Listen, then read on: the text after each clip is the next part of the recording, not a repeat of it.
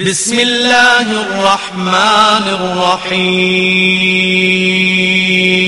واعتصموا بحبل الله جميعا ولا تفرقوا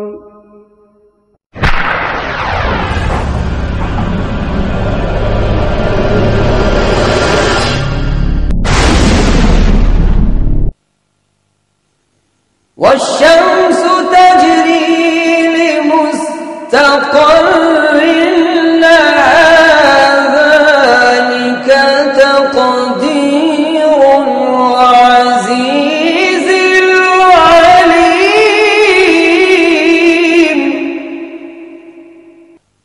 والقمر قدرناه منازل حتى عاد كالعرجون القديم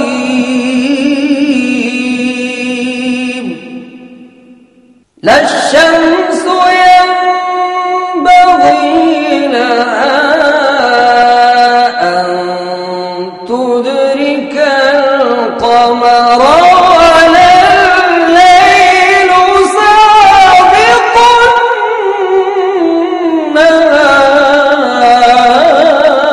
النهار وكل في فلك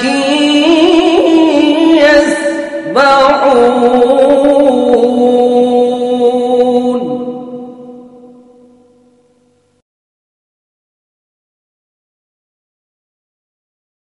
اعوذ باللہ من الشیطان الرجیم. پناہ مانگتا ہوں میں اللہ کی شیطان مردود سے.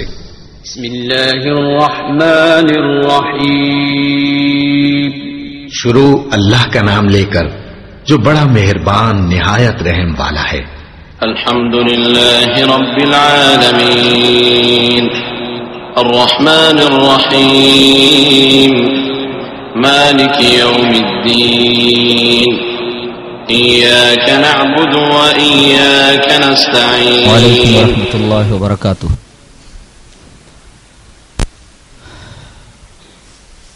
ان الحمد للہ نحمده ونستعینه ونستغفره ونعوذ باللہ من شرور انفسنا ومن سیئات اعمالنا من يهده الله فلا مضل له ومن يضلل فلا هادي له واشهد ان لا اله الا الله وحده لا شريك له واشهد ان محمدا عبده ورسوله. يا ايها الذين امنوا اتقوا الله حق تقاته ولا تموتن الا وانتم مسلمون.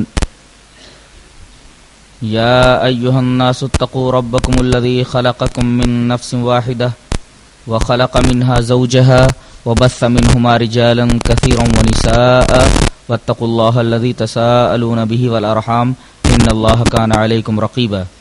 يا أيها الذين آمنوا اتقوا الله وقولوا قولا سديدا يصلح لكم أعمالكم ويغفر لكم ذنوبكم ومن يطع الله ورسوله فقد فاز فوزا عظيما.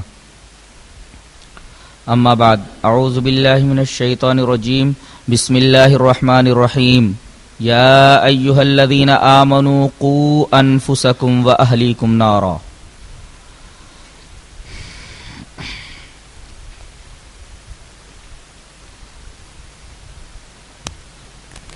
حضرات علماء کرام، محترم بزرگوں، نوجوان بھائیوں، پیارے بچوں، پردہ نشین ماں اور بہنوں،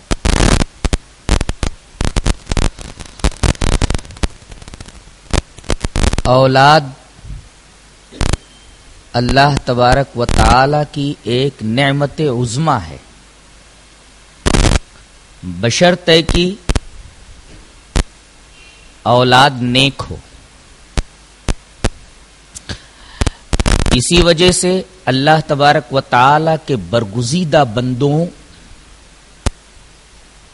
یعنی نبیوں نے اللہ سے اس نعمت کی خواہش کی ہے.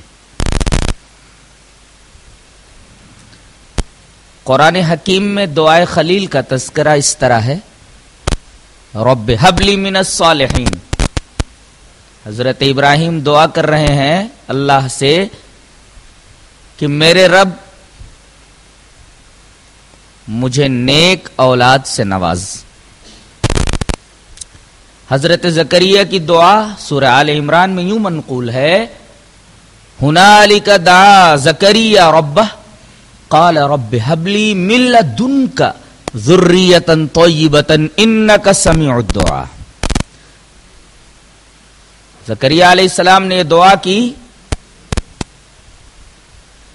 کہ اے میرے رب مجھے اپنی طرف سے نیک اور پاک اولاد عطا فرما. تو دعاؤں کا سننے والا ہے. اس دعا میں دو باتیں قابل غور ہیں، ایک من لدنک اور دوسرے انک سمیع الدعاء. من لدنک کا مطلب تیری طرف سے، اپنی طرف سے. یہ ٹکڑا بتا رہا ہے کہ بیٹا ہو یا بیٹی ہو اللہ ہی عطا کرتا ہے. مخلوق کے بس میں یہ بات نہیں ہے کہ وہ کسی کو بیٹی دے دے کسی کو بیٹا دے دے. بیٹا بیٹی ملتے ہیں تو اللہ تبارک و تعالیٰ کی طرف سے. یہ ایک نبی کا عقیدہ بیان کیا جا رہا ہے. اور آیت کریمہ کا آخری ٹکڑا تو دعاؤں کا سننے والا ہے. یہ ٹکڑا بتا رہا ہے کہ دعا میں کسی وسیلے کی ضرورت نہیں ہے. مانگو تو براہ راست اللہ تبارک و تعالیٰ سے مانگو، کہیں سے بھی مانگو اللہ سننے والا ہے.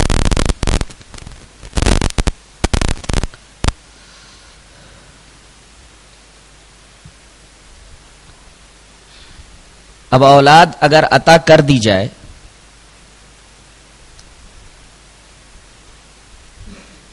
تو اس کی تربیت ماں باپ کا سب سے بڑا فریضہ ہے.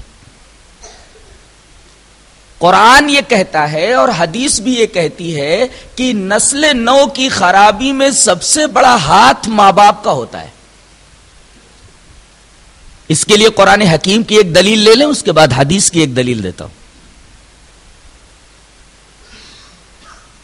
اللہ فرماتا ہے وَأَمَّا الْجِدَارُ فَكَانَ لِغُلَامَيْنِ يَتِيمَيْنِ فِي الْمَدِينَةِ وَكَانَ تَحْتَهُ كَنْزٌ لَهُمَا وَكَانَ أَبُوهُمَا صَالِحًا فَأَرَادَ رَبُّكَ أَنْ يَبْلُغَا أَشُدَّهُمَا وَيَسْتَخْرِجَا كَنْزَهُمَا رَحْمَةً مِّن رَّبِّكَ وَمَا فَعَلْتُهُ عَنْ أَمْرِي ذَلِكَ تَأْوِيلُ مَا لَمْ تَسْطِع عَلَيْهِ صَبْرًا. حضرت خضر دیوار کو سیدھی کر دینے کا سبب حضرت موسیٰ سے یہ بیان کر رہے ہیں کہ میں نے بلا اجرت اس گرتی ہوئی دیوار کو یوں سیدھا کر دیا، اس وجہ سے سیدھا کر دیا کہ یہ گھر جس کی یہ دیوار ہے دو یتیم بچوں کا ہے اور اس دیوار کے نیچے خزانہ گڑا ہوا ہے. اگر یہ دیوار گر گئی تو پورے گاؤں والے ان یتیم بچوں کا خزانہ لوٹ لیں گے. اس وجہ سے میں نے اس دیوار کو سیدھا کر دیا. یہ دو یتیم بچے ایسے ہیں کہ ان کا باپ نیک تھا، کان ابوہما صالحا. آیت کریمہ کا ایک ٹکڑا بتا رہا ہے کہ نیکیاں نسلوں میں چلتی ہیں، نسل در نسل منتقل ہوتی ہیں اور نیکیاں متوارث ہوتی ہیں. آج ہر باپ یہ چاہتا ہے کہ اپنے بیٹے کے لیے اپنی بیٹی کے لیے بینک بیلنس چھوڑ جائے تاکہ مستقبل میں انہیں کوئی تکلیف نہ ہو. یہاں اللہ تبارک و تعالی نے ایک دوسری چیز بتائی ہے کہ تم بینک بیلنس بنانے کے بجائے تم اپنے آپ کو نیک بناؤ، تمہاری نیکیوں کا فائدہ آگے چل کر کے تمہاری اولاد کو ہوگا.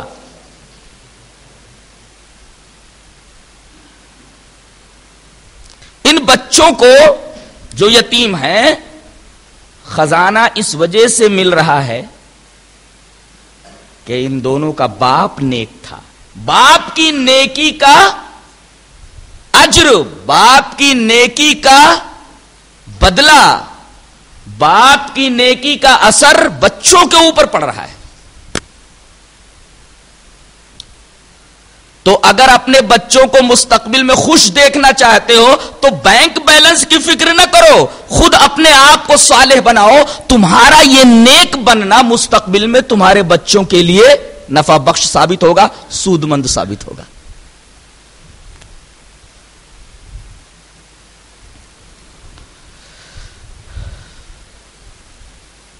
تو باپ کے اچھے ہونے کا اثر اولاد کے اوپر پڑتا ہے، یہ قرآن بتا رہا ہے. حدیث پاک دیکھیں.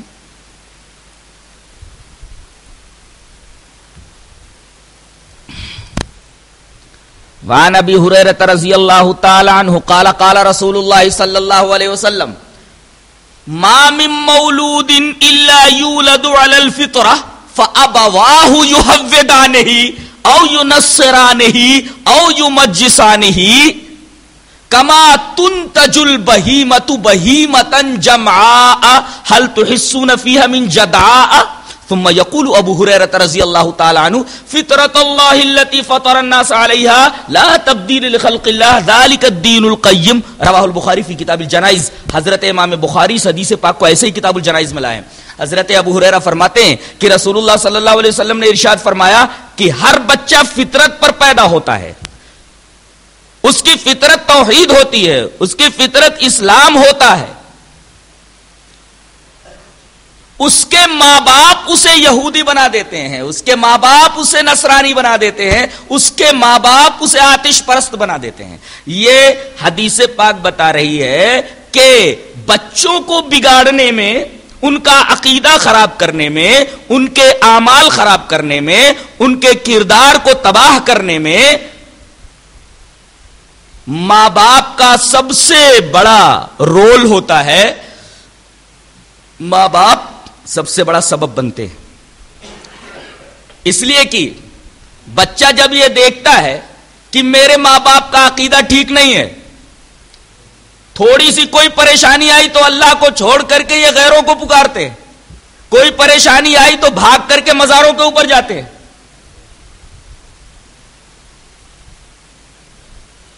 میرے ماں باپ نماز نہیں پڑھتے، میرے ماں باپ اعمال صالحہ سے کوسوں دور ہیں، مذہب بیزار ہیں، دنیا پرست ہیں. تو بچہ یہ جو سب کچھ دیکھتا ہے اپنے ماں باپ کے عادات و اطوار اور خصائل سے متاثر ہوتا ہے، اور یہی چیزیں اس کے بگاڑ کا سبب بنتی ہیں. ماں باپ بگڑے ہوئے ہیں تو ان کے بچے کیسے سدھریں گے؟ اور ماں باپ میں بھی ایک اعتبار سے ماں کا کردار اہم ہے، اور ایک پہلو سے، ایک ناحیے سے باپ کا کردار زیادہ اہم ہے.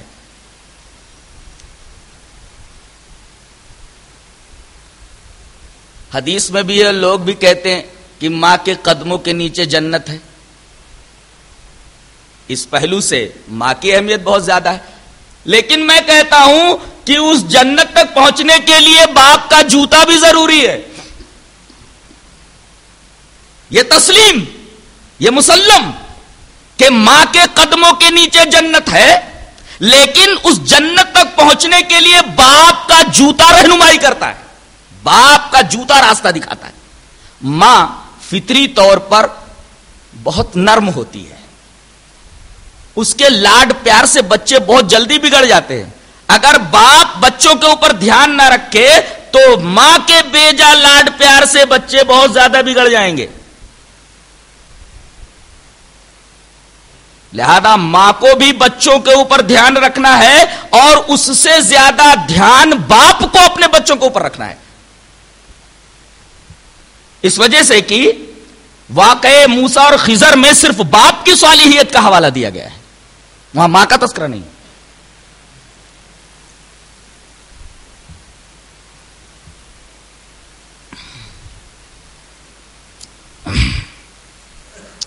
ثابت یہ ہوا کہ سب سے پہلا مدرسہ بچے کا اس کی ماں ہوتی ہے، اس کے بعد اس کا باپ ہوتا ہے. جارج برنارڈ شاہ نے ایک عجیب بات کہی ہے. کہتا ہے کہ تم مجھے ایک اچھی ماں دو، میں تمہیں ایک اچھی قوم دیتا ہوں. گویا ایک اچھی قوم کے ظہور کے لیے ایک اچھی ماں کا ہونا ضروری ہے.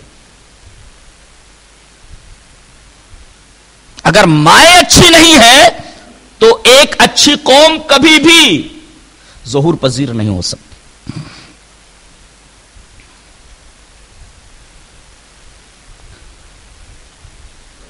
لہذا ماں باپ کا یہ فریضہ بنتا ہے کہ وہ بچے کی تربیت کریں اور اچھی تربیت کریں.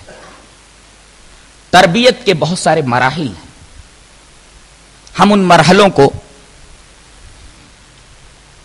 ترتیب وار آپ کے سامنے رکھیں گے. بچہ پیدا ہو تو جیسا کہ آپ کو معلوم ہوا کہ وہ فطرت اسلام پر پیدا ہوتا ہے، لیکن فطرت دبی رہتی ہے، اس کو ابھارنا پڑتا ہے. تو جیسے ہی بچہ پیدا ہو اس کے کان میں اذان دے دی جائے. اس سلسلے میں ایک روایت آپ کے سامنے پیش کروں گا اور اس روایت کے اوپر محاکمہ کروں گا. روایت اس طرح ہے: وعن عبید اللہ ابن ابی رافع عن ابیہ قال رأیت النبی صلی اللہ علیہ وسلم اذن فی اذن الحسن بن علی حین ولدته فاطمۃ. یہ روایت ابو داؤد کتاب الصلاح میں موجود ہے. جہاں نماز کا بیان ہے ابو داؤد میں، وہاں یہ حدیث موجود ہے. اس روایت کے اوپر جرح یہ ہے کہ اس میں ایک راوی عاصم ابن عبید اللہ ہے، وہ متکلم فی ہیں، ان کے اوپر کلام کیا گیا ہے. اس کلام کی وجہ سے، اس راوی پر کلام کی وجہ سے، عاصم ابن عبید اللہ کے متکلم فی ہونے کی وجہ سے یہ روایت علامہ البانی کے نزدیک اور دیگر محدثین کے نزدیک ضعیف ہے.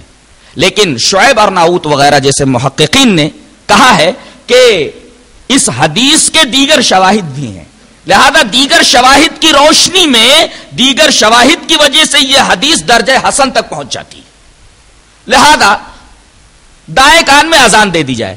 رہا مسئلہ بائیں کان میں اذان یا اقامت کا، تو اس کا ثبوت نہیں ملتا. اس سلسلے میں احادیث صحیح نہیں ہے.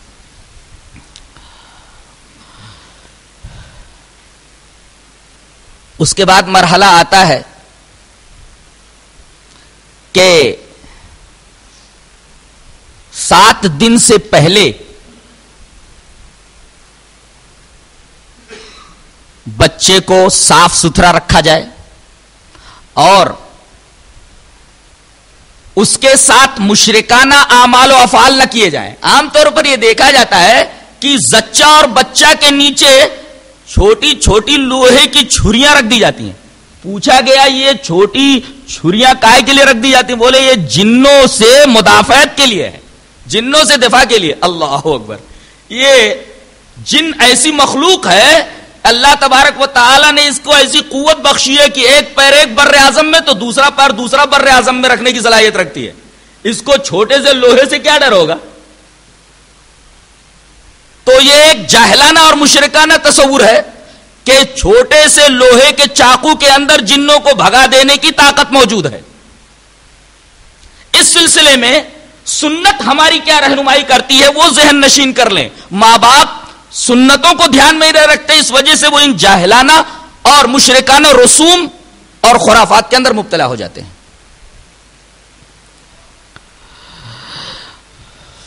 بخاری کتاب الانبیاء کے اندر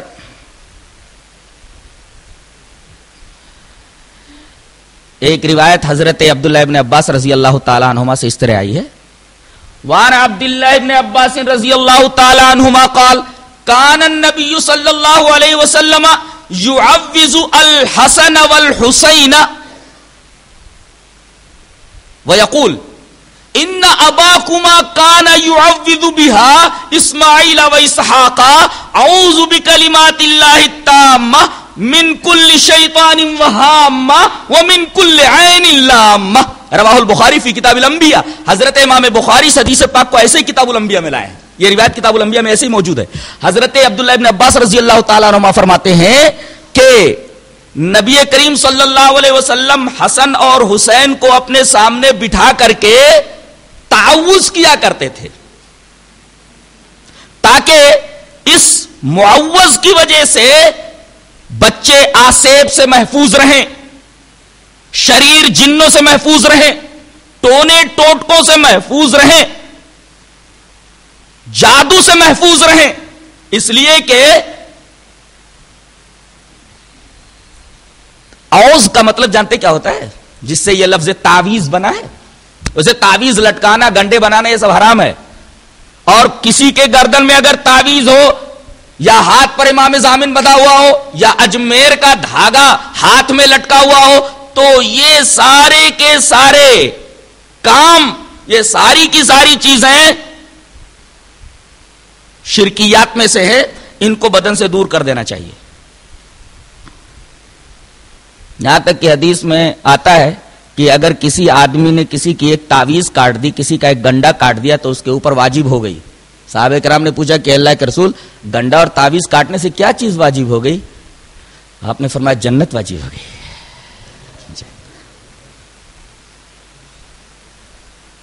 تو تعوذ کرو جو مسنون طریقہ ہے.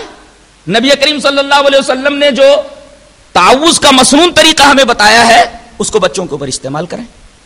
نبی کریم صلی اللہ علیہ وسلم حسن اور حسین کے اوپر تعوذ کیا کرتے تھے اور یہ کہتے تھے کہ تم دونوں کے باپ دادا، تم لوگوں کے باپ، تم لوگوں کے دادا حضرت ابراہیم یہ اسماعیل اور اسحاق کو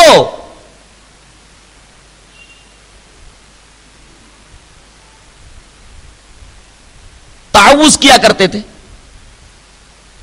اور آپ نے وہ تعوذ بیان فرمایا کہ بچوں کے اوپر کیا پڑھ کر پھونکتے رہنا چاہیے. اعوذ بکلمات اللہ التامہ من کل شیطان وہامہ ومن کل عین لامہ. 3 ہی جملہ ہے. اس مسنون طریقے کو چھوڑ کر کے نہ جانے کن کن شرکیات میں مسلمان مبتلا ہے.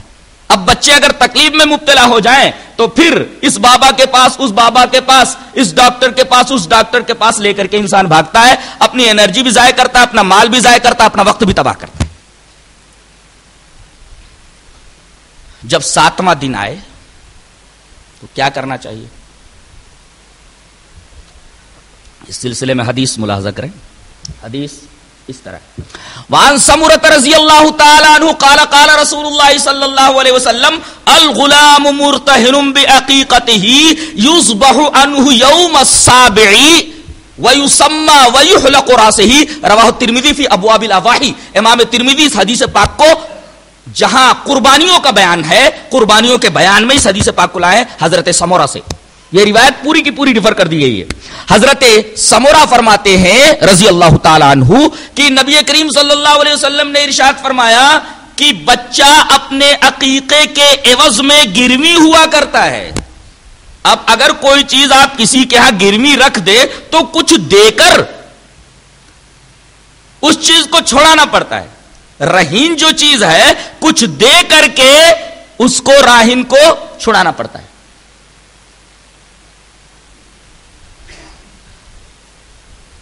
اور بچہ رہن سے کب چھوٹے گا؟ جب اس کا عقیقہ کیا جائے. الغلام مرتہن بعقیقتہ، بچہ اپنے عقیقے کے عوض گروی ہوتا ہے. عقیقہ دے دو، بچہ رہن سے چھوٹ جائے گا. قیامت کے دن وہ اپنے ماں باپ کے لیے دعائیں مغفرت کرے گا.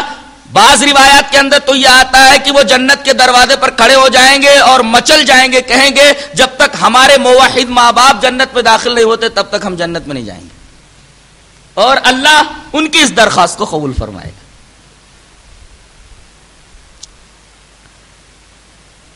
تو 7ویں دن عقیقہ کیجئے، اس لیے کہ 7ویں دن کا لفظ یہاں آیا ہے یذبح عنہ یوم السابع.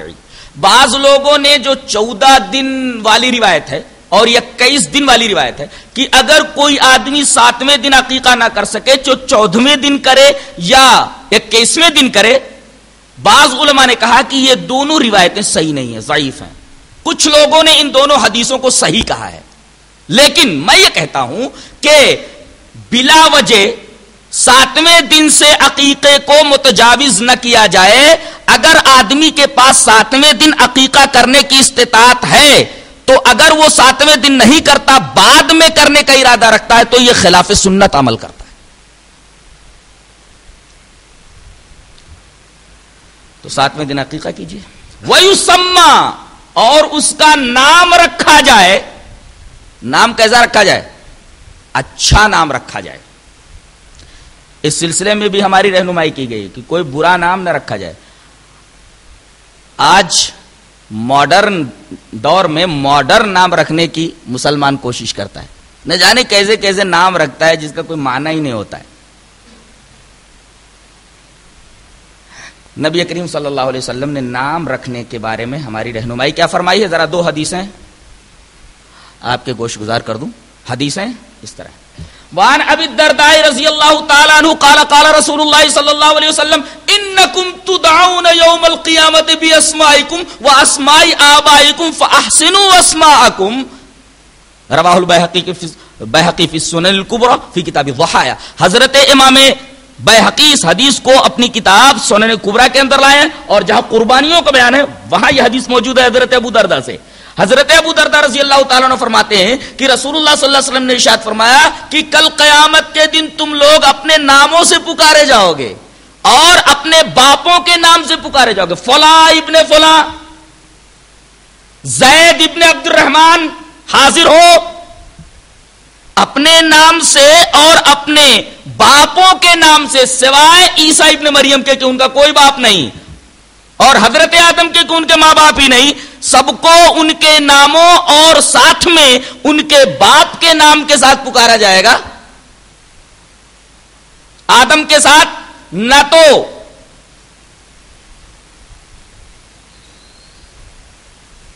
ماں کی نسبت رہے گی نہ باپ کی نسبت رہے گی.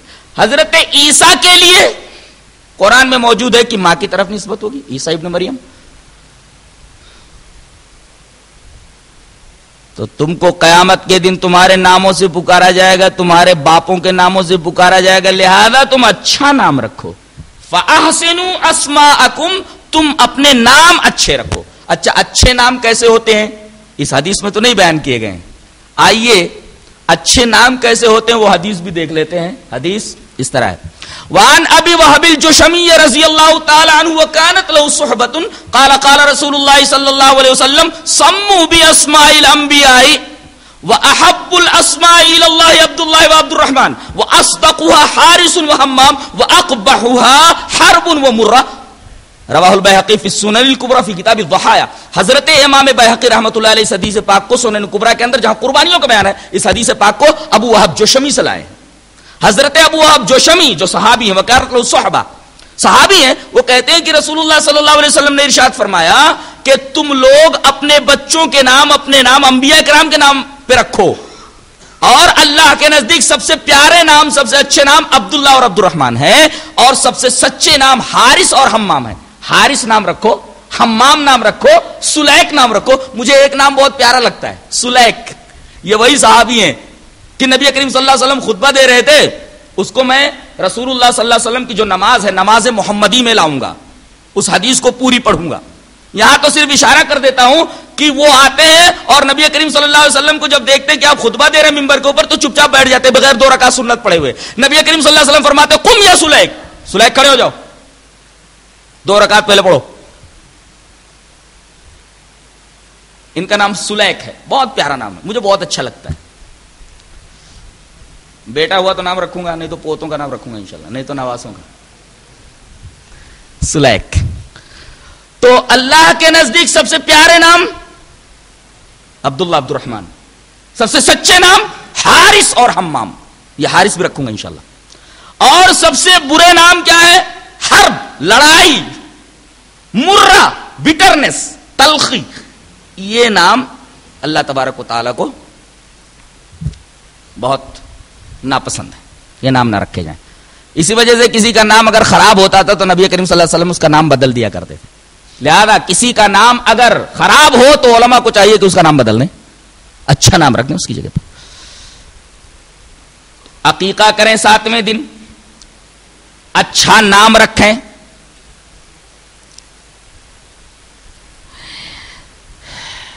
اور وَيُحْلَقُ رَأْسُهُ، اور بچے کا سر موڑ دیں. سر موڑنے کے بعد جو بال ہے اس کو چاندی یا سونے کے وزن سے خیرات کر دیں. ایک روایت میں فضہ کا لفظ آتا ہے اور ایک روایت میں فضہ اور ذهب دونوں آتے، لہذا سونے اور چاندی سے اس کو تول کر کے اللہ کے راستے میں خیرات کر دو.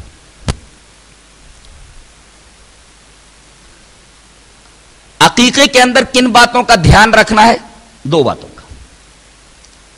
لڑکے کی طرف سے 2 بکریاں اور لڑکی کی طرف سے 1 بکری. دلیل اس طرح ہے. وعن ابی ہریرہ رضی اللہ تعالی عنہ ان النبی صلی اللہ علیہ وسلم قال ان اليهود تعق عن الغلام ولا تعق عن الجاریہ فعقوا عن الغلام شاتين وعن الجاریہ شاة. رواہ البیہقی فی السنن الکبریٰ فی کتاب الضحایا. حضرت امام بیہقی اس حدیث پاک کو ایسے ہی سنن کبریٰ کے اندر لائے جہاں قربانیوں کا بیان ہے. حضرت ابو ہریرہ فرماتے ہیں کہ نبی کریم صلی اللہ علیہ وسلم نے ارشاد فرمایا کہ یہودی لوگ لڑکے کی طرف سے عقیقہ تو کرتے ہیں لیکن لڑکی کی طرف سے نہیں کرتے. لڑکے کی طرف سے عقیقہ کرتے ہیں لیکن لڑکی کی طرف سے عقیقہ نہیں کرتے. لہذا یہودیوں کی مخالفت میں تم ایسا کرو کہ لڑکے کی طرف سے 2 بکریوں کا عقیقہ کرو اور لڑکی کی طرف سے 1 عقیقہ کرو.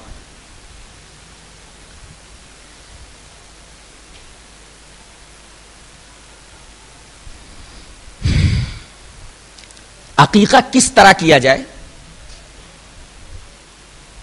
لوگ بہت ساری دعائیں پڑھتے ہیں. کچھ تو کسی مولوی کے پاس جا کر کے، وہ مولوی بھی بدعتی ہوتا ہے، کچھ مخصوص دعائیں کاغذ پر لکھ کر دے دیتا ہے. اب بیچارے جس کو عقیقہ کرنا ہے اس کو پڑھنا آتا نہیں، چلیے مولوی صاحب. اب مولوی صاحب کا یہاں بھلا ہو جاتا ہے، کچھ نظرانہ مل جاتا ہے. کوئی مولوی تو دعا پڑھنے کی وجہ سے منڈی لے کر چلا جاتا ہے، عقیقے کی پوری منڈی لے کر چلا جاتا ہے. تو دعا بہت آسان ہے، خود ہی ذبح کر لو تاکہ منڈی ہاتھ سے نہ جائے.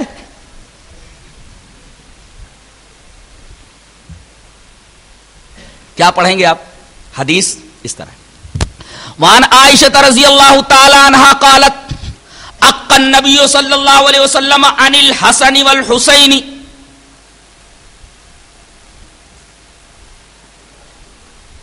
وقال اذبحوا على اسمه فقولوا بسم اللہ واللہ اکبر اللہم لک وإلیک ھذا عقیقۃ فلان.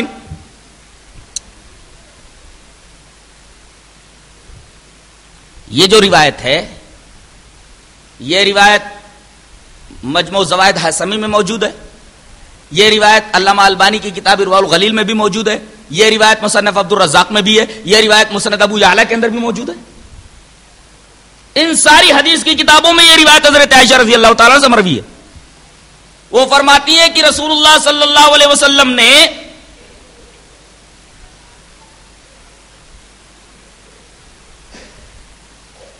فرمایا کہ اذبحوا علی اسمہ، اللہ کے نام سے ذبح کرو.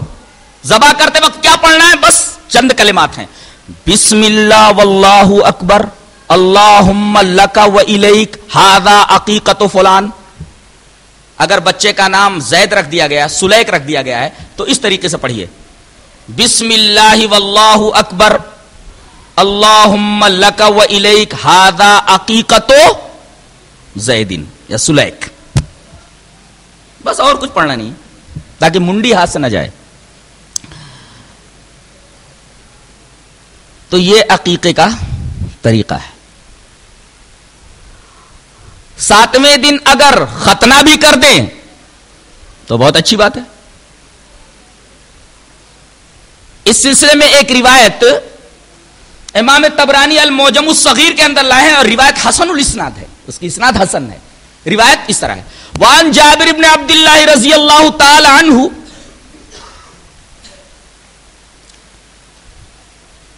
اقا رسول اللہ صلی اللہ علیہ وسلم عن الحسن والحسین وختنہما لسبعۃ ایام رواہ الطبرانی فی المعجم الصغیر وہذا حدیث حسن الاسناد.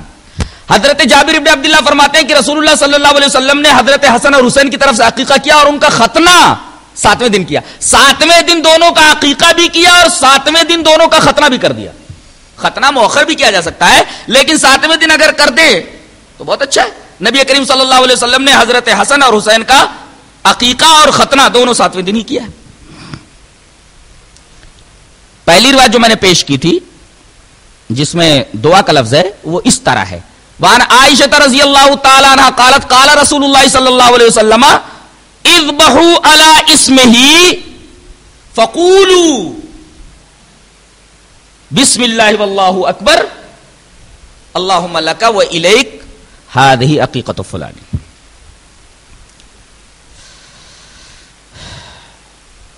ناموں کے بارے میں بات ہو گئی, ختنے کے بارے میں بات ہو گئی, عقیقے کے بارے میں بات چیت ہو گئی.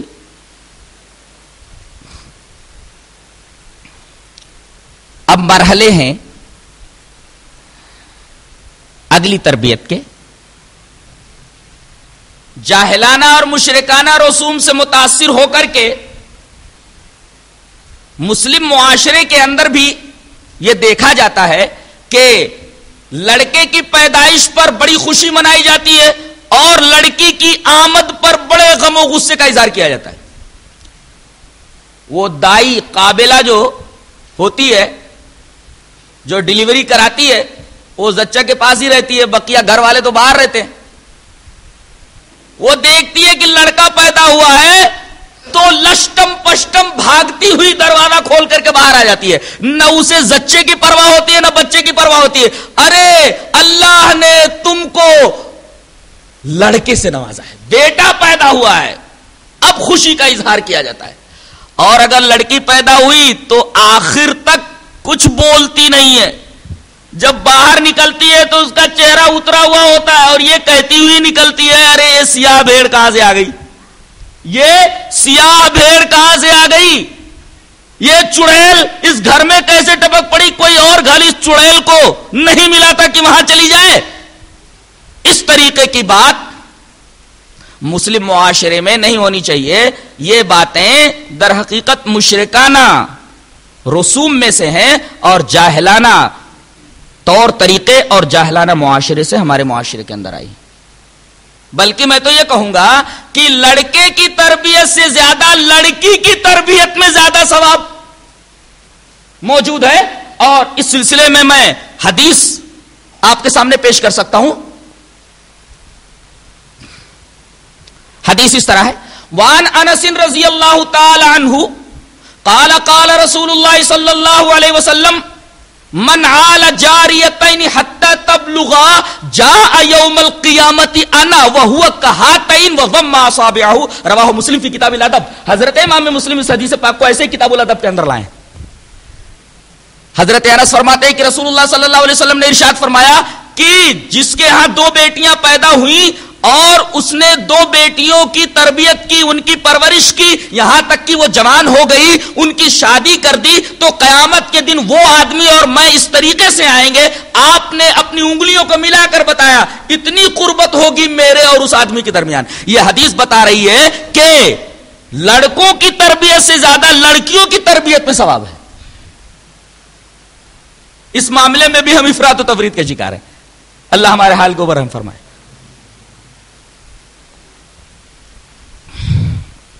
اس کے بعد مرحلہ آتا ہے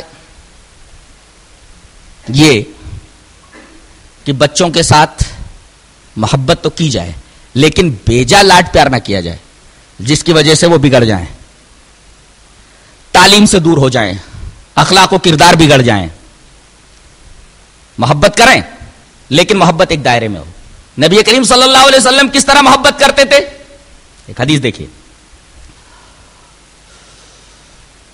وان اسامہ بن زید رضی اللہ تعالی عنہ کان النبی صلی اللہ علیہ وسلم یاخذنی فیقعدنی علی فخذہ ويقعد الحسن بن علي على فخذه الآخر ثم يزمهما ثم يقول اللهم ارحمهما فإني أرحمهما. رواه البخاری فی کتاب الادب. حضرت امام بخاری حدیث پاک کو ایسے کتاب الادب میں لائے. راوی حضرت اسامہ ابن زید ہیں. حضرت اسامہ ابن زید رضی اللہ تعالیٰ عنہ فرماتے ہیں کہ جب میں کبھی نبی کریم صلی اللہ علیہ وسلم کے پاس سے گزرتا تو آپ کو دیکھ کر جیسے بھاگنے کی کوشش کرتا, نبی دوڑ کر کے مجھے پکڑ لیتے. کان یاخذنی, مجھے پکڑ لیتے. کہاں بھاگ رہا ہے, ادھر آ. کدھر بھاگا جا رہا ہے, ادھر آ. اور مجھے اپنی ماڑی کے اوپر بٹھا لیتے تھے, اپنی ران کے اوپر بٹھا لیتے تھے, اور حسن ابن علی کو بلاتے تھے اپنے نواسے کو کہتے ادھر آ بیٹے، آ جاتے تھے، چل ادھر بیٹھ جا. تو مجھے اپنی ایک ماڑی پر، اپنی ایک ران پر بٹھا لیتے تھے اور اپنے نواسے حسن ابن علی کو دوسری ماڑی پر، دوسری ران کے اوپر بٹھا لیتے، پھر دونوں کو پکڑ کر کے خوب بھینچتے تھے، یوں دباتے تھے، دباتے تھے. ثم یقول، آپ فرماتے تھے اللہم ارحمہما، اے میرے رب، اے میرے اللہ ان دونوں کے اوپر رحم فرما. فإنی ارحمہما، میں ان دونوں کے اوپر رحم کرتا ہوں. اے اللہ میں ان دونوں بچوں کے اوپر رحم کرتا ہوں، تو بھی ان بچوں کے اوپر رحم فرما. اس سے یہ پتا چلتا ہے کہ بچوں سے محبت کرنا چاہیے اور ان کے لیے رحمت کی دعا کرنی چاہیے، کے اوپر رحم کرنا چاہیے. خود رحم کرو، خود ان سے محبت کرو اور اللہ تبارک و تعالیٰ سے دعا کرو کہ ان کے اوپر رحم کریں. آپ کے ایک نوازی تھے حضرت امامہ، ان کے بارے میں تو مشہور حدیث ہے کہ ان کو آپ لیے ہوئے نماز میں آ جاتے تھے، جب رکوع میں جاتے تو انہیں اتار دیتے تھے، قیام میں ہوتے تو انہیں گود میں اٹھا لیتے تھے. اللہ، یہ حضرت زینب کی بیٹی ہیں، آپ کی بڑی بیٹی حضرت زینب کی لڑکی ہیں حضرت امامہ رضی اللہ تعالی. تو اس طرح آپ اپنے نواسوں سے اور نواسیوں سے اور دیگر مسلمانوں کے بچوں سے بڑی محبت کرتے تھے اور ان دونوں کے لیے خاص طور سے دعا کرتے تھے کہ اللہ ان کے اوپر رحم فرما.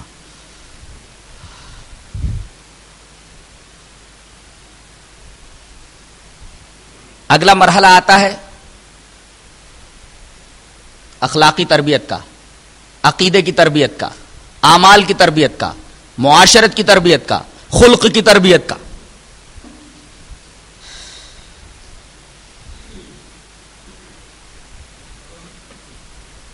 تربیت اس مرحلے میں کہاں سے شروع کی جائے؟ قرآن بتاتا ہے کہ توحید سے شروع کی جائے اور حدیث بتاتی ہے کہ توحید سے شروع کیا جائے. دلیل اس طرح ہے، وَإِذْ قَالَ لُقْمَانُ لِابْنِهِ وَهُوَ يَعِظُهُ يَا بُنَيَّ لَا تُشْرِكْ بِاللَّهِ إِنَّ الشِّرْكَ لَظُلْمٌ عَظِيمٌ. حضرت لقمان اپنے بیٹے کو بٹھا کر اس کو نصیحت کر رہے ہیں اور کہہ رہے ہیں میرے بچے اللہ کے ساتھ کسی کو شریک مت کرنا، بے شک شرک ظلم عظیم ہے، بہت بڑا ظلم ہے. تو حضرت لقمان اپنے بیٹے کو نصیحت کر رہے ہیں اور نصیحت پہلی کیا ہے؟ توحید کی ہے اور شرک سے بیزار ہونے کی ہے.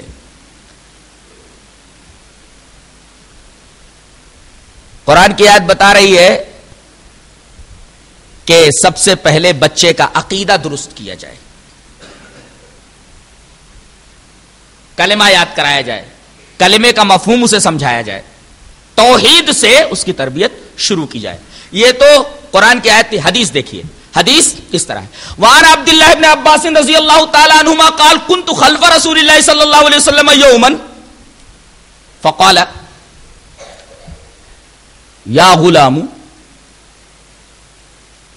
انی اعلمک کلمات احفظ اللہ یحفظک، احفظ اللہ تجدہ تجاہک. اس میں ایک لغت تجاہت بھی ہے، تجاہ اور تجاہ دونوں ہے. احفظ اللہ تجدہ تجاہک، اذا سالت فاسأل اللہ واذا استعنت فاستعن باللہ واعلم ان الامۃ لو استمعت على ان ينفعوك بشيء لم ينفعوك الا بشيء قد كتبه الله لك ولو استمعوا على ان يضروك بشيء لم يضروك الا بشيء قد كتبه الله لك رفعت الاقلام وجفت الصحف. رواه الترمذي في كتاب صفة يوم القيامة. کتاب و صفت یوم القیامہ میں حضرت امام ترمذی رحمۃ اللہ علیہ اس حدیث پاک کو جو حضرت عبداللہ ابن عباس سے مروی ہے ترمذی میں لائے. حضرت عبداللہ ابن عباس فرماتے ہیں کہ میں بھی چھوٹا ہی تھا، رسول اللہ صلی اللہ علیہ وسلم کے پیچھے بیٹھا ہوا تھا سواری پر. آپ نے مجھے مخاطب کر کے فرمایا کہ اے بچے غور سے سن، چند باتیں تجھے بتا رہا ہوں. انی اعلمک کلمات، چند باتوں کی تجھے تعلیم دے رہا ہوں، اچھی طرح ذہن نشین کر لے. پہلی بات، احفظ اللہ یحفظک، تو اللہ کی حفاظت کر، اللہ تیری حفاظت کرے گا. یہاں اللہ کی حفاظت کرنے سے مراد اللہ کے حدود کی حفاظت ہے. جن چیزوں سے منع کیا ان سے رک جاؤ، جن چیزوں کے کرنے کا حکم دیا اسے کرو. یہ ہے اللہ کی حفاظت، اللہ کے حدود کی حفاظت مراد ہے. تو اللہ کی حفاظت کر، اللہ تیری حفاظت کرے گا. تو اللہ کی حفاظت کر، اللہ کو تو اپنے سامنے پائے گا. احفظ اللہ تجدہ تجاہک، اللہ کو اپنے سامنے پانے کا مطلب یہ نہیں کہ اللہ خود اتر کے آ جائے گا. یہ تو صوفیوں کا عقیدہ ہے کہ ہر جگہ موجود ہے اللہ اپنی ذات کے اعتبار سے. مسلمانوں کا یہ عقیدہ کہ اللہ عرش پر مستوی اپنے ذات کے اعتبار سے, علم کے اعتبار سے ہر جگہ موجود ہے, تصرف کے اعتبار سے ہر جگہ موجود ہے, اپنی قدرت کے اعتبار سے ہر جگہ موجود ہے, اپنے ارادے کے اعتبار سے ہر جگہ موجود ہے, اپنی ذات کے اعتبار سے وہ عرش پر مستوی ہے. الرحمن علی العرش استوى. لہذا صوفیہ کا یہ عقیدہ انتہائی بوگس اور بیہودہ عقیدہ ہے کہ اللہ ہر چیز میں موجود ہے, کتے میں بھی موجود, سور میں بھی موجود. نعوذ باللہ من ذالک. تو اے میرے بچے چند باتیں سکھلا رہا ہوں, اچھا اچھی طرح ذہن نشین کر لے. اللہ کی حفاظت کر, اللہ تیری حفاظت کرے گا. اللہ کی حفاظت کر, اللہ کو تو اپنے سامنے پائے گا. اور جب تو سوال کرے تو اللہ سے سوال کر. بہت سارے مسلمان بچوں کو دیکھو کہ بھیک مانگتے نظر آتے ہیں, ماں باپ انہیں بھیک مانگنے پر لگا دیتے ہیں. اذا سالت فاسأل اللہ, جب تو سوال کر تو اللہ سے سوال کر. یہ بچے کو بتا رہے ہیں نبی کریم صلی اللہ علیہ وسلم. وَإِذَا اسْتَعَنْتَ فَاسْتَعِنْ بِاللَّهِ, جب تو مدد کے لیے کسی کو پکارے تو اللہ کو مدد کے لیے پکار.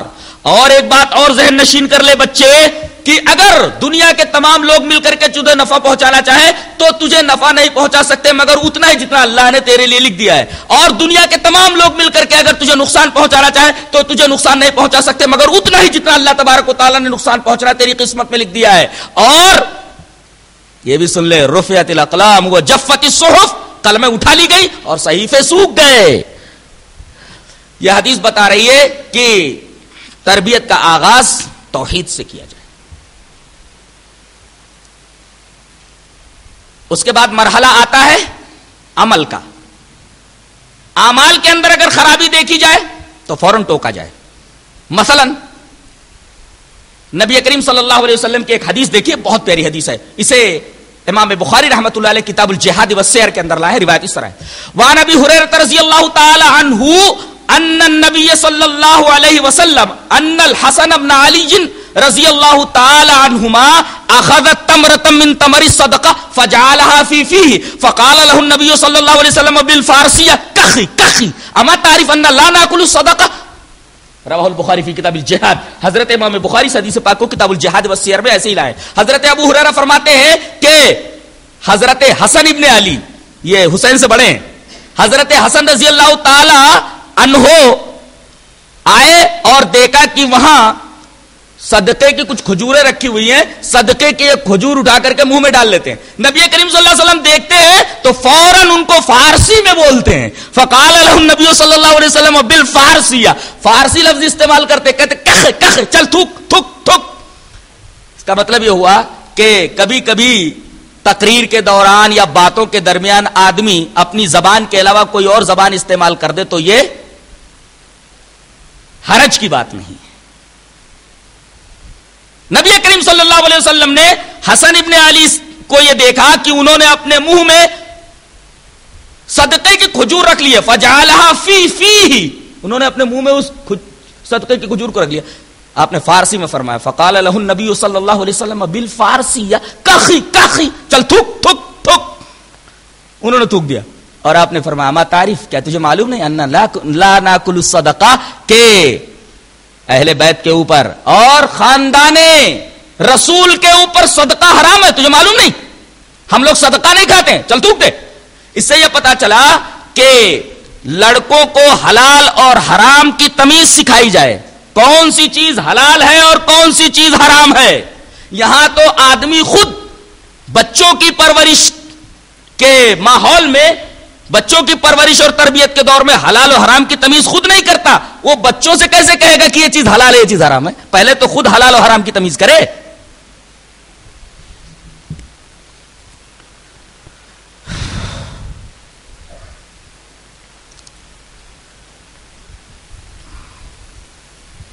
ایک بات اور ذہن نشین ہے کہ بچے کے 2 سال جیسے پورے ہو جائیں دودھ چھوڑا دینا چاہیے. حنفیہ کہتے ہیں 2.5 سال, صحیح نہیں ہے, یہ آیت کریمہ کی صاف خلاف ورزی ہے. اللہ نے فرمایا والوالدات یرضعن اولادهن حولین کاملین لمن اراد ان یتم الرضاعہ, مائیں اپنے بچوں کو صرف 2 سال دودھ پلائیں, بس 2 سال سے پہلے ہی دودھ چھوڑا دینا چاہیے. 2 سال پورے ہوتے ہوتے دودھ چھوڑا دینا چاہیے.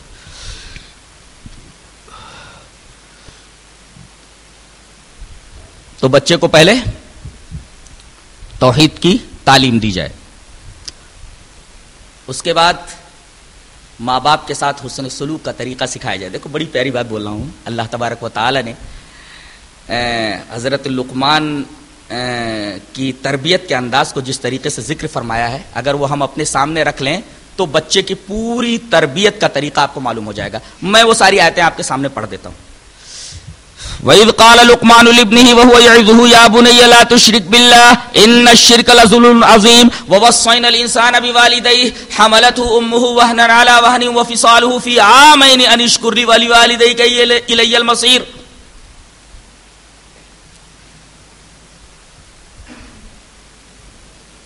وَإِنْ جَاهَدَاكَ عَلَىٰ أَن تُشْرِكَ بِي مَا لَيْسَ لَكَ بِهِ عِلْمٌ فَلَا تُطِعْهُمَا وَصَاحِبْهُمَا فِي الدُّنْيَا مَعْرُوفًا واتبع سبيل من اناب الي ثم الي مرجعكم فانبئكم بما كنتم تعملون. يا بني انها ان تكن مثقال حبة من خردل فتكن في صخرة او في السماوات او في الارض يأتي بها الله ان الله لطيف خبير. يا بني اقم الصلاة وامر بالمعروف وانهى عن المنكر واصبر على ما اصابك ان ذلك من عزم الامور ولا تصعر خدك للناس ولا تمشي في الارض مرحا ان الله لا يحب كل مختال فخور واقصد في مشيك واغضض من صوتك ان انكر الاصوات صوت الحمیر. یہ تربیت پوری کی پوری ہو گئی.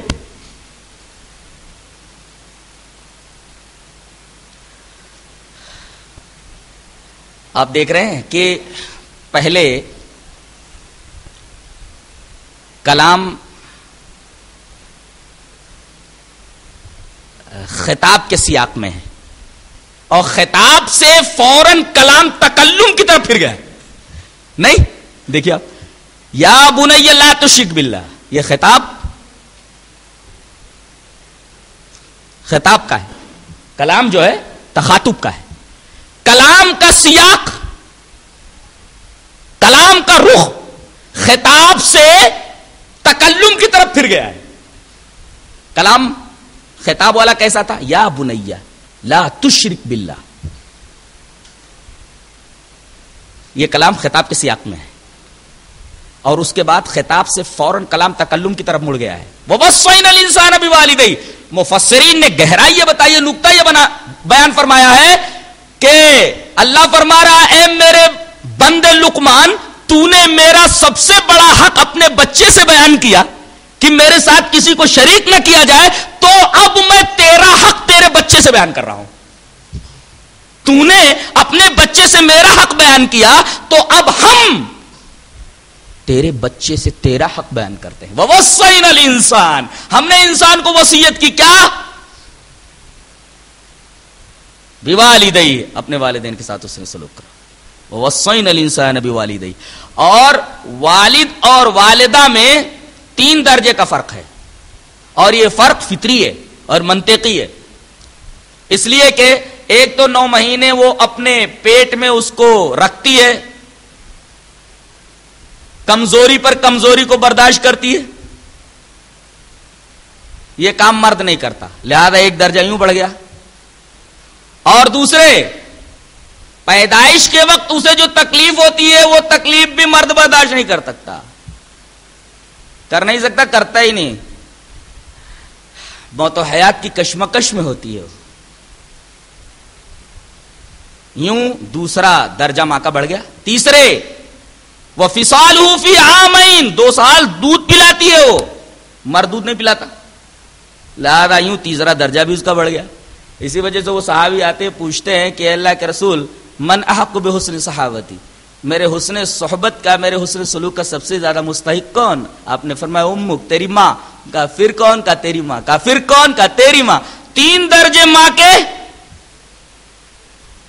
اوپر بتائے اور اس کے بعد پھر کہا ثم ابوک، پھر تیرا باپ. وَوَصَّيْنَا الْإِنسَانَ بِوَالِدَيْهِ حَمَلَتْهُ أُمُّهُ. حسن سلوک تو ہر ایک کے ساتھ کرنا ہے، لیکن خاص طور سے تذکرہ ہم ماں کا کیا گیا، باپ کا نہیں. اتنا کہہ دیا گیا ہم نے والدین کے ساتھ حسن سلوک کرنے کی وصیت کی ہے، لیکن تذکرہ آگے ماں کا ہو رہا ہے. اجمال کے بعد جو تفصیل آ رہی ہے، تفصیل کے اندر صرف ماں کا تذکرہ ہے. حملتہ امہ وہنا علی وہن وفصالہ فی عامین ان اشکر لی ولوالدیک. میرا شکریہ ادا کر اور اپنے والدین کا شکریہ ادا کر. میرا شکریہ یوں ادا کر اس لیے کہ میں خالق حقیقی ہوں، اور اپنے والدین کا شکریہ اس وجہ سے ادا کر کہ وہ خالق مجازی ہیں. وَإِلَيَّ الْمَصِيرُ. اور میری طرف لوٹ کر آنا ہے. وہ الیہ المصیر کہہ کر کے اللہ یہ بتانا چاہ رہا ہے کہ اگر ماں باپ کے حقوق میں تو نے کمی کی تو میری طرف لوٹ کر آئے گا نا، بتا دوں گا میں تجھے. اس کے بعد کہا گیا وَإِن جَاهَدَاكَ عَلَىٰ أَن تُشْرِكَ بِمَا لَيْسَ لَكَ بِهِ عِلْمٌ فَلَا تُطِعْهُمَا. لیکن ماں باپ کے اتنے زیادہ حقوق ہونے کے باوجود میرا حق ان کے حقوق پر مقدم ہے. اگر کہیں وہ تجھے شرک کرنے پر مجبور کرے تو شرک مت کرنا، شرک میں ان کی اطاعت نہیں ہے. اور پھر اللہ فرما رہا ثُمَّ إِلَيَّ مَرْجِعُكُمْ، پھر یہ کہہ رہا ہے تمہیں ہماری طرف لوٹ کر کے آنا ہے. فَأُنَبِّئُكُم بِمَا كُنتُمْ تَعْمَلُونَ، میں بتا دوں گا تم کیا کر رہے تھے. اس کا مطلب ہے اگر تم نے شرک کیا تو پھر میں تمہارے اس عمل کا مزہ تمہیں ضرور چکھاؤں گا، اس لیے کہ تم بھاگ کر کہیں نہیں جا سکتے، میری ہی طرف آؤ گے. اور اس کے بعد عمل کا تذکرہ ہوا تو اللہ تبارک و تعالی نے ایک عقیدے کا مسئلہ یہ بیان کر دیا، اور حضرت لقمان اپنے بیٹے سے وہ عقیدے کا مسئلہ بیان کر رہے ہیں کہ جہاں تک عمل کا معاملہ ہے، اے میرے بچے یہ مت سوچ کہ تو نے کہیں کوئی ایسی خطا کر لی، ایسی کوئی جگہ پر جہاں تو یہ سمجھتا ہے کہ وہاں کوئی نہیں دیکھ رہا ہے. دنیا کی تمام آنکھیں اگر تجھے نہ دیکھ رہی ہوں لیکن تیری طرف ایک آنکھ برابر لگی ہوئی ہے تو تیرے عملوں کو دیکھ رہی ہے.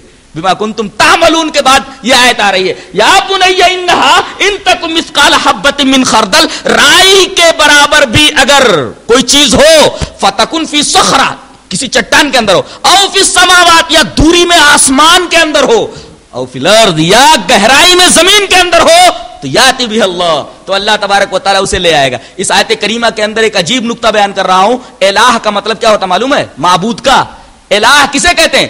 جو قدرت کامل رکھے اور علم کامل رکھے وہی معبود ہے. جس کے پاس قدرت کامل نہ ہو اور جس کے پاس علم کامل نہ ہو وہ معبود نہیں ہو سکتا. یہاں دیکھیے اللہ تبارک تعالیٰ کے علم کامل کو بیان کیا گیا اور قدرت کامل کو، اور بتایا گیا کہ جو قدرت کامل رکھے اور علم کامل رکھے وہی معبود ہوتا ہے. علم کامل کیا ہے؟ ارے رائی کے دانے کے برابر کوئی چیز ہو اس کو بھی دیکھ رہا ہے علم کے اعتبار سے. چٹان کے اندر ہو وہاں بھی دیکھ رہا ہے، علم دیکھے اس کا. اللہ اکبر.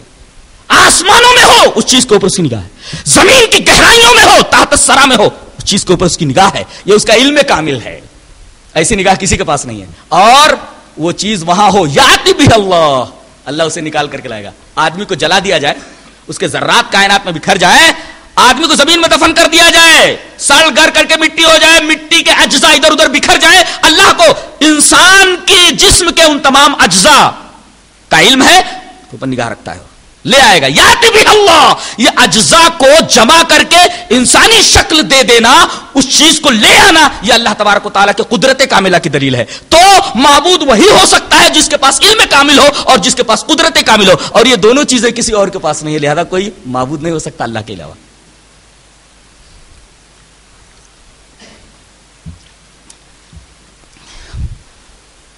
تو تربیت کا آغاز توحید سے ہوا.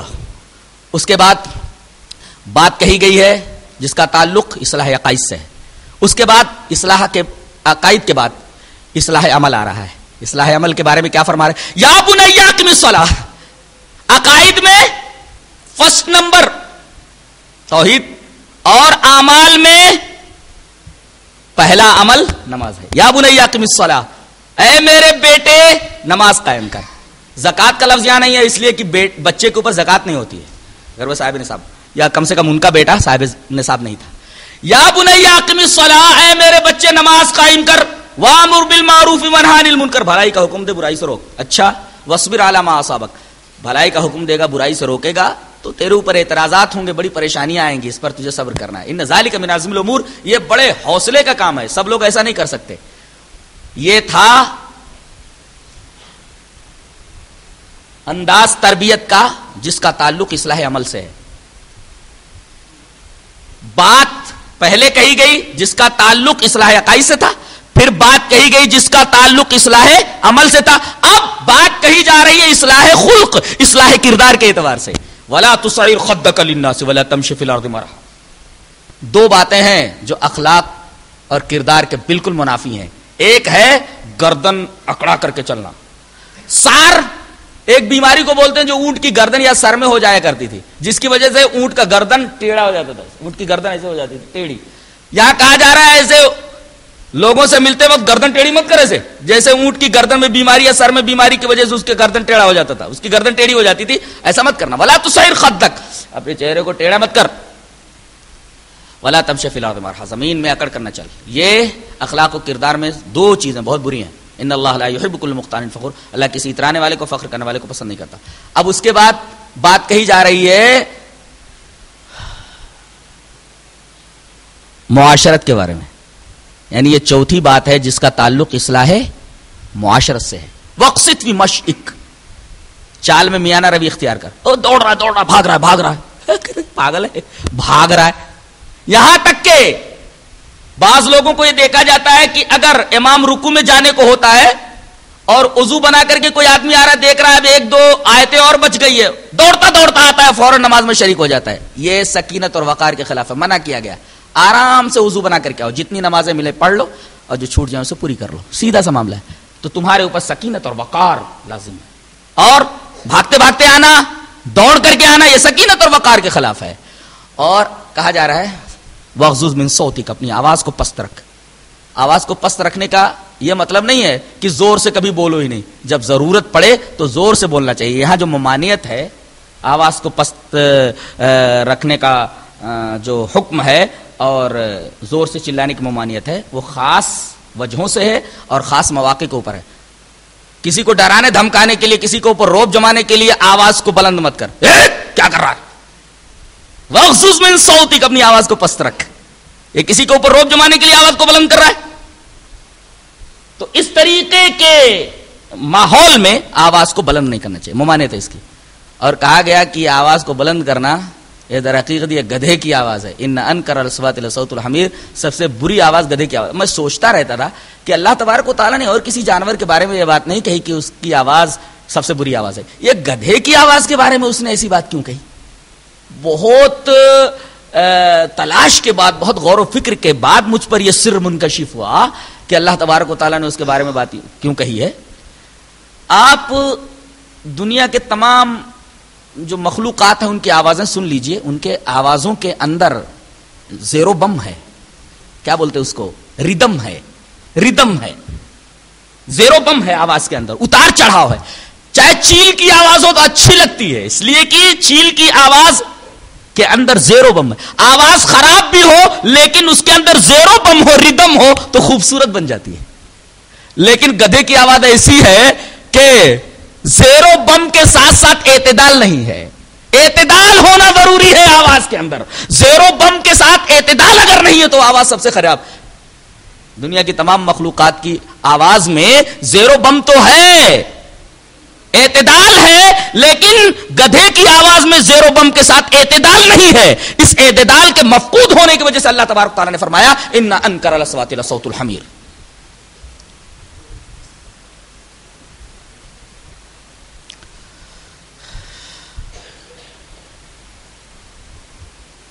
بچے کے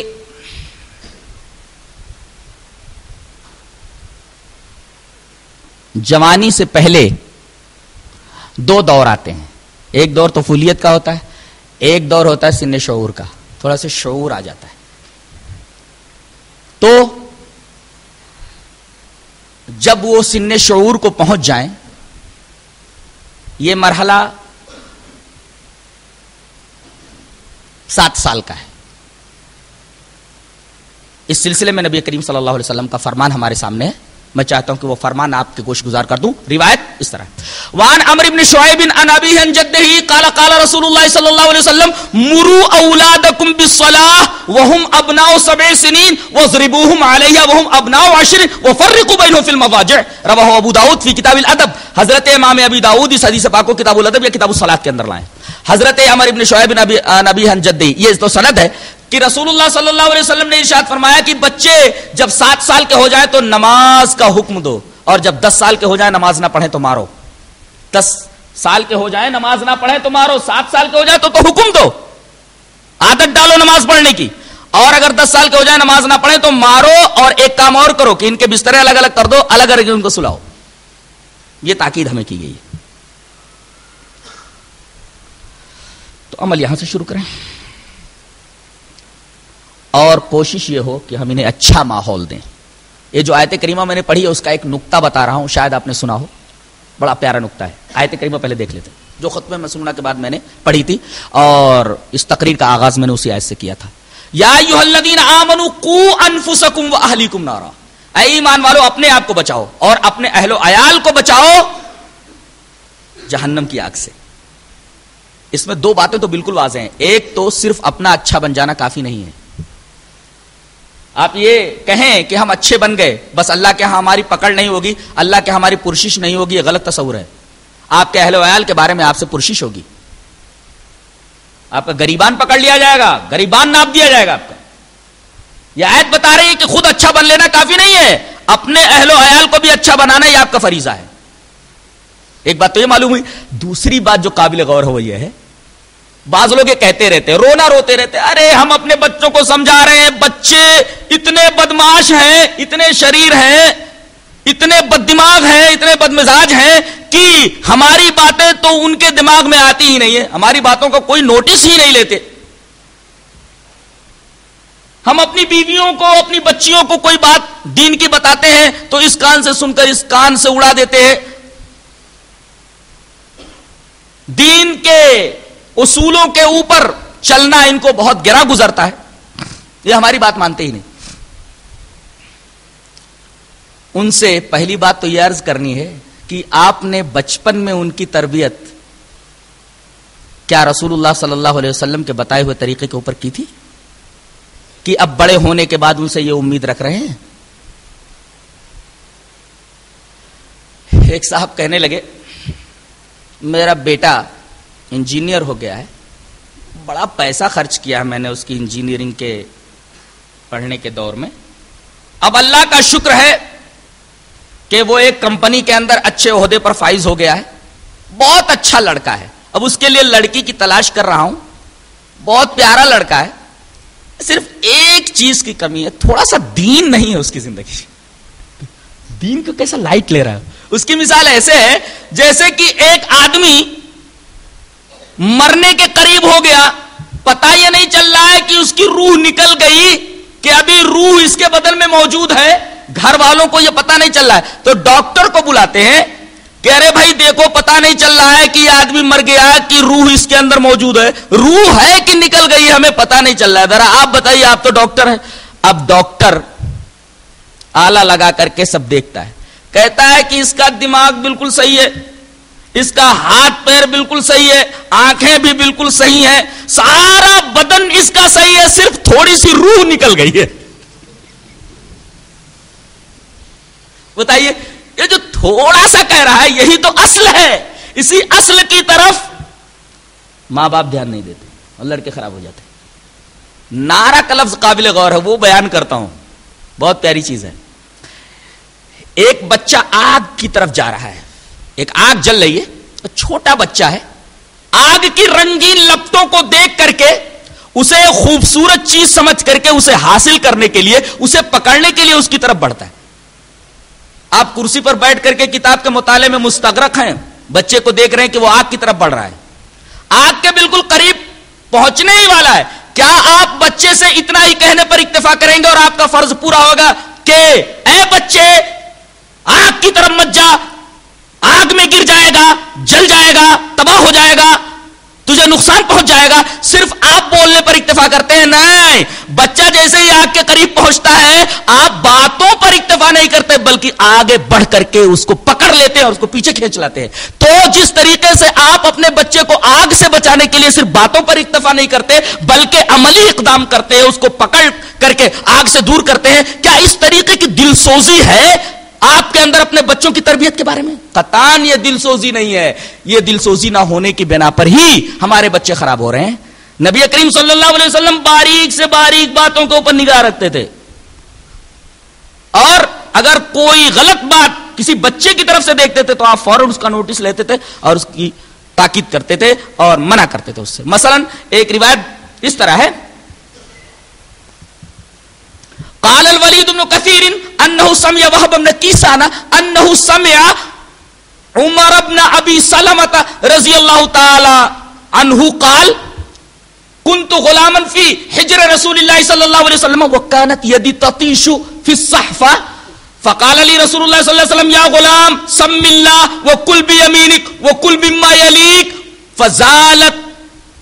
فما زالت تلک تہمتی بعد رواہ البخاری فی کتاب الاطعمہ. امام بخاری حدیث پاک کو کتاب الاطعمہ میں ایسے لائے. حضرت عمر ابن ابی سلمہ کہتے ہیں کہ میں تو رسول اللہ صلی اللہ علیہ وسلم کے ہاں ہی پلا بڑھا ہوں, بچپن میرا نبی کے ہاں ہی گزرا ہے. میں جب نبی کے ساتھ کھانے پر بیٹھتا تھا تو میرے ہاتھ پوری رکابی کے اندر حرکت کرتے رہتے تھے. صحفہ کا مطلب رکابی, اس کی جمع صحاف آتی ہے نا, قرآن میں ہے کہ جنت کے اندر سونے کی رکابیاں ہوں گی, سونے کے صحاف ہوں گے, بے صحاف من ذهب.